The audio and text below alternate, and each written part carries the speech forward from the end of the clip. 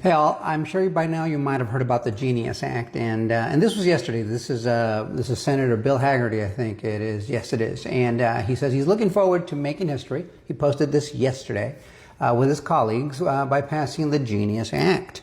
Now, if you guys watched the news yesterday and today, you noticed that yesterday President Trump was out there ironing out a few details, making sure to get some agreement going on it so we can get this thing done.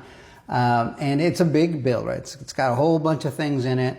But it means a lot to crypto because it does a few things. Now, just so you know what it's supposed to do, it's supposed to be guiding and establishing national innovation for U.S. Stablecoins Act of 2025, includes several positive aspects for the cryptocurrency industry, particularly for stablecoins. Here are two key points.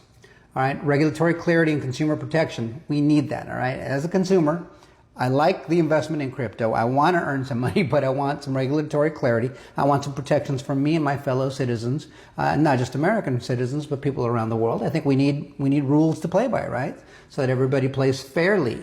It says the Genius Act establishes a clear federal framework for stablecoin issuers, requiring them to maintain a one-to-one reserve backing with the U.S. dollar or high-quality liquid assets, undergo regular audits, which is important, and comply with anti-money laundering and know your customer regulations known as AML and KYC.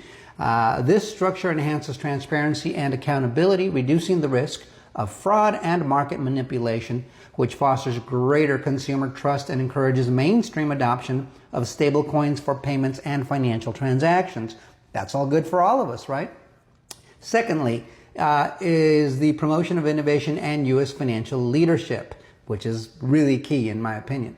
The Act facilitates the integration of stablecoins into the U.S. financial system by defining them as payment instruments rather than securities, thus avoiding overly restrictive securities regulations.